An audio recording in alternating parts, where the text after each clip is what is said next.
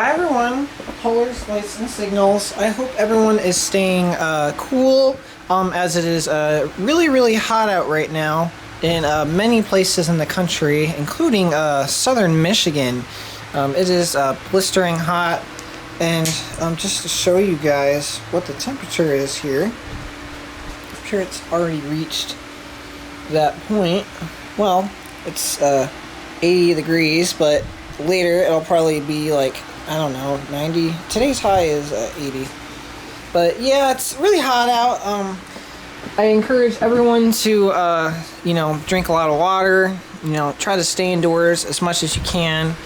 Don't run your street lights very much, especially if collectors have high wattage lights, as people need energy to run their ACs. So yeah. Anyway, today I want to go over this traffic light here for you guys. This is kind of a weird traffic light. This is another signal that I don't have any clue of its production history. This is, I believe this is probably a 1990s or early 2000s this is a T-Con brand signal.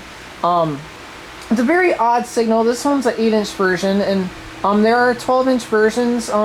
I've seen these before. I've seen some in Cincinnati, and people have taken pictures of these, but they are kind of obscure. I've not really seen these very much. I've never seen any of them up here in Michigan. But yeah, this T-Con signal is pretty interesting. One, because apparently T-Con had this signal kind of scaled differently, because the proportions are different. Just to show you, grab a couple signals. Here's my 8-inch Durasig right here, if it'll sit. You can see the T-Con is actually taller than the Durasig. I'll bring my Econolite over here. I just did a video on this thing. And again, you can see the T-Con sits taller than the Econolite. So oddly enough, T-Con 8-inch signals are at a different scale. I have no clue as to why that is. I guess that's just the decision they decided to make. But yeah, very odd. I do kind of like this signal. It is pretty nice. Kind of like the Durasig. It's actually kind of high quality. It looks very similar to the Durasig if you see it from the front view. And the back, I kind of like the back side. It's kind of unique as well. But yeah, if you're going to connect, other brand signals to this thing, I will say this signal is very flat. If you're going to put a Durasig module on the signal, the actual housing of this is going to be much bigger, and proportionally, it's not going to be right.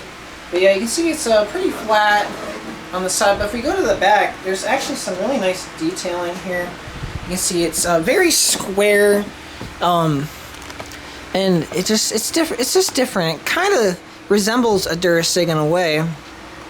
You can see in the back it says T-Con, and it has some really nice dimensions and shapes. I think you can kind of see it right here.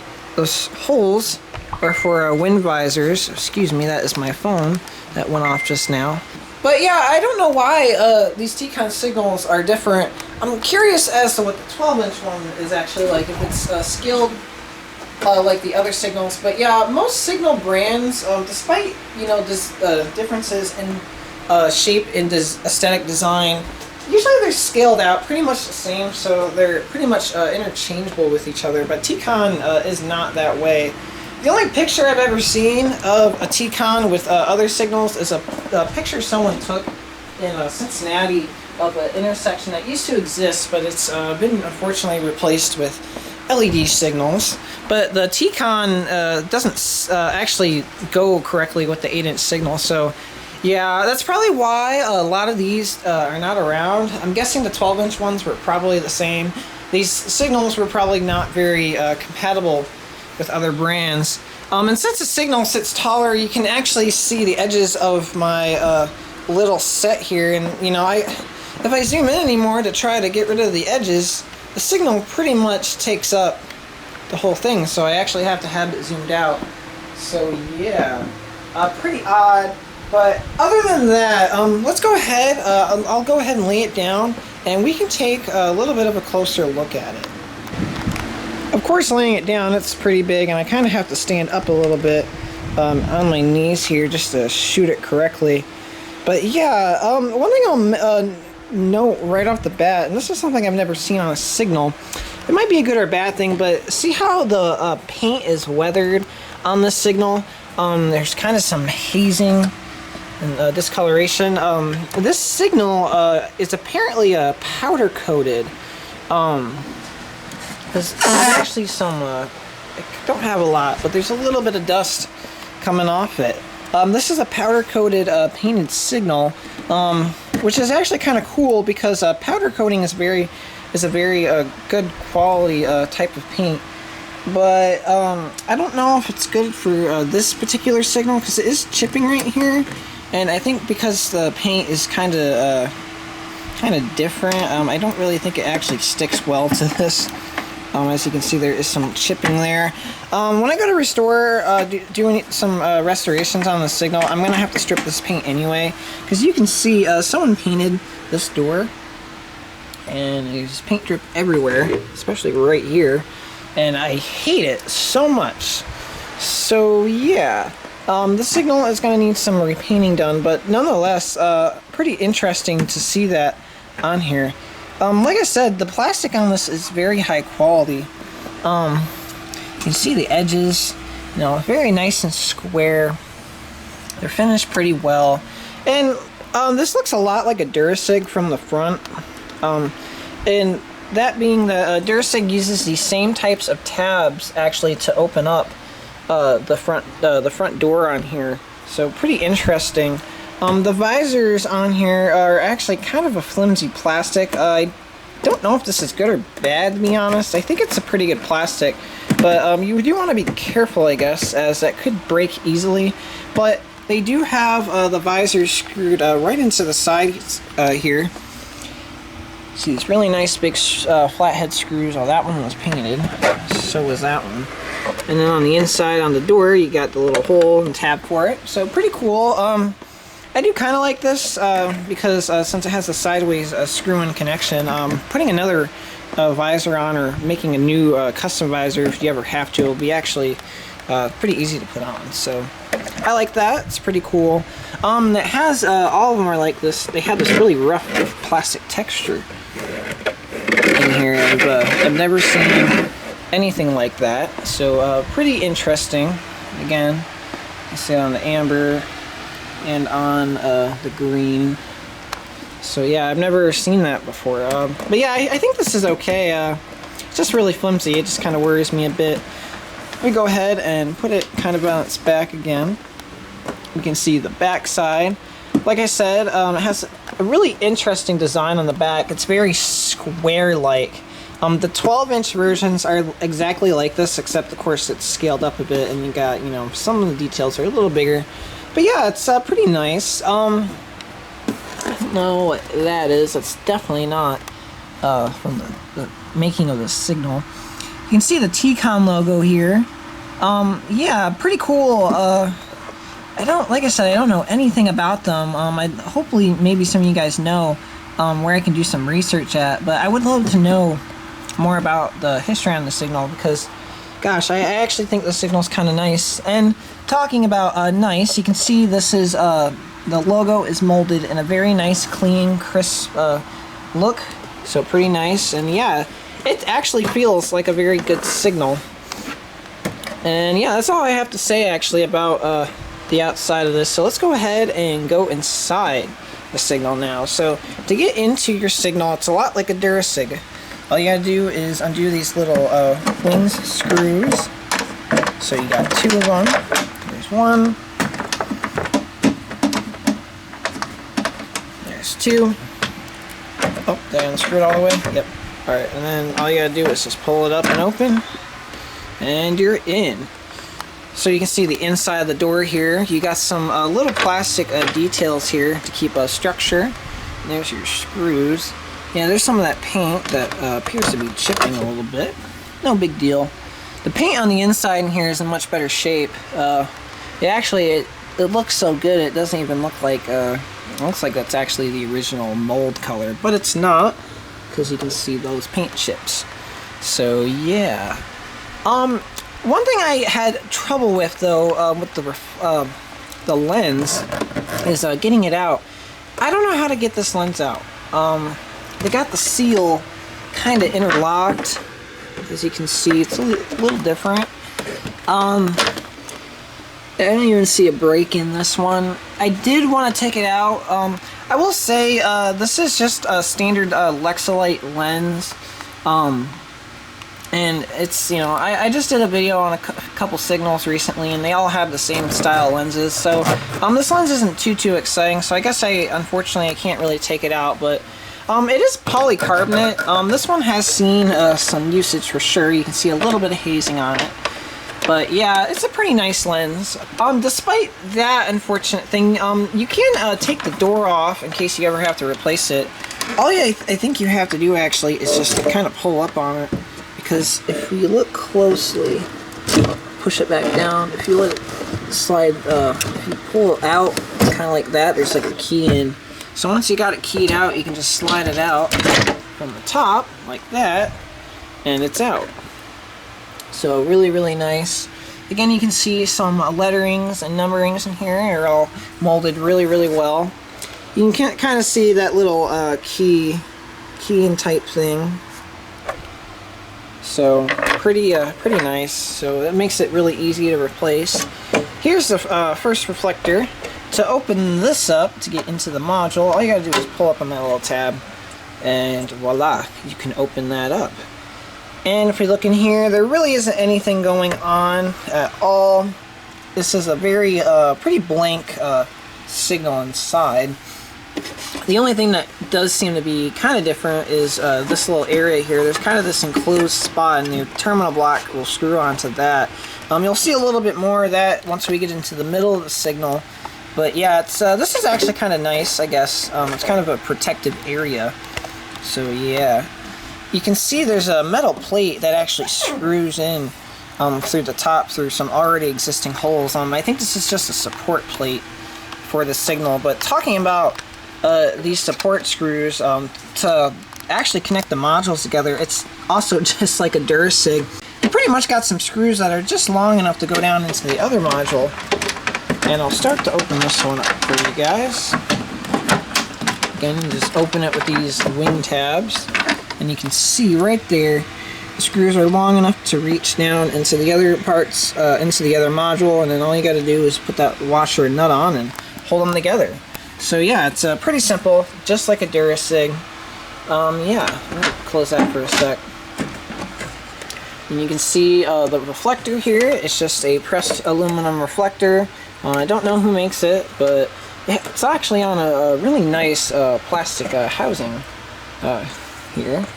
You got one of those clip-down wire connections, which we will take a closer look at when we get down to the amber, and then your wiring comes out. So yeah, pretty straightforward. And then when you close it, all you gotta do is just kind of make sure that tab goes back and under.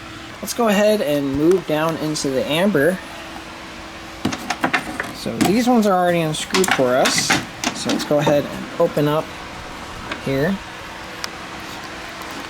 Again, the same thing. I can't get this out. I wish I could. I will say, I thought these were Lexolite, but it does say AKT Corp. If that's a brand name, please let me know. I'd like to know. But yeah, you can see it has a lot of just basic readings on it. You got your top, and then I think that was it actually. Just your lamp wattage there. So of course I'm going to take the door off, just so it's a little bit easier to go on to show you guys the inside. Again, you just got to lift up on that so it's open all the way, and your door is off like this. All right, and let me unscrew this bulb so it's not burning me. So to take out your reflector here, all you gotta do is lift up on this one tab. It's all really just some simple tabs in here. Just gotta lift it up. It's a little hard, just because the signal is really good quality. There we go, and then that will slide right out, and voila. Alright, now we can see the inside of the signal here, and this is the brains of the signal. Right here I have this little microcontroller. Just like every other signal, single-phase signal I show you guys, it's just one of these Galactic Electronics microcontrollers. They have a website, and an email, and a phone number you can call. The one I originally got was off of eBay. I can put that link down below if you guys want to go on eBay and purchase it. However, the link will, sometimes the link won't work over time because they actually make updates to this thing. So I guess if you guys have any trouble with that link, just tell me and I can update it. But yeah, they do make minor revisions on the controllers. So I won't go into this controller too much, but pretty much this controller gives you lots of options to choose from and what you want your signal to do. It has some instructions on how to wire it and just on how to program it and use it. But you can see I got mine wired, and I currently got it just in a standard traffic signal sequence mode. So right here is the terminal block. This is a backlight terminal block, really high quality, and it's just pretty much screwed down into those pilot holes that they provide you in this signal. So pretty cool. I kind of just have a crappy lamp cord going up to power it for right now. This signal is probably going to go down to my dad's. We're probably going to mount it to his tree, and he can have a traffic light, I guess, and make the neighbors all happy and stuff. So yeah. Not too much here to see. It's just pretty standard, really. I kind of like how it's in this little boxed enclosure, though. I wonder what that was intended for and why T-Con did that. But yeah, pretty interesting. So anyway, so here is the reflector. See, it's pretty nice. Again, it has that really nice plastic frame that the aluminum reflector sits on. Here is the backlight socket that goes on this.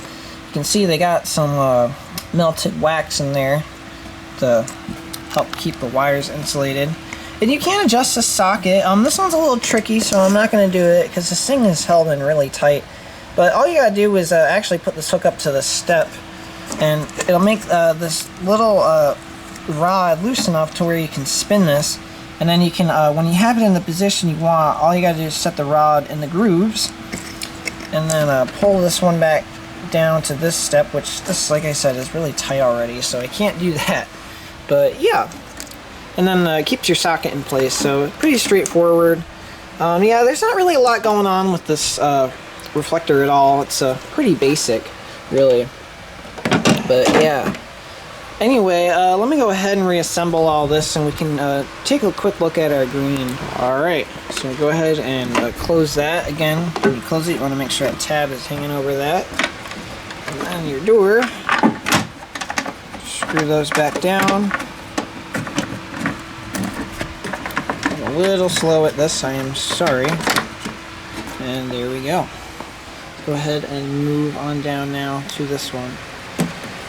Open it, just undo these again. There we go.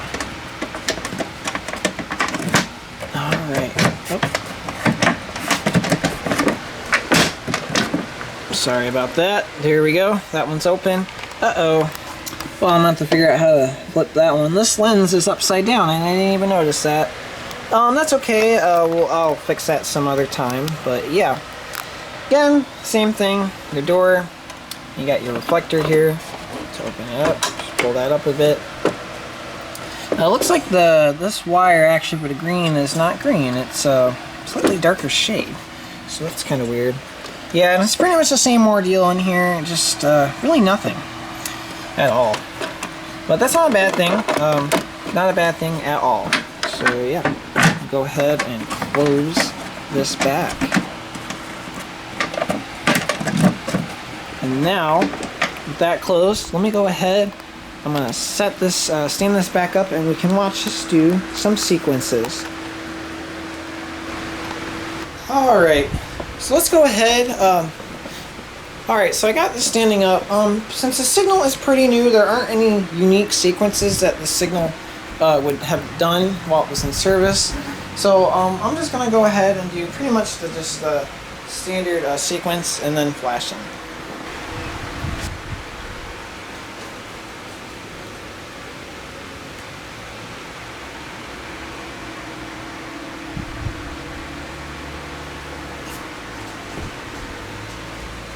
Alright, now it's at yellow,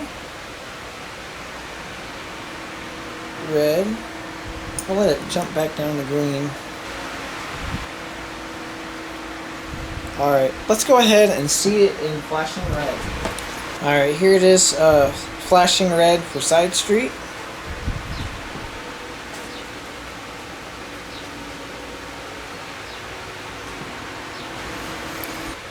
And now, flashing yellow for Main Street.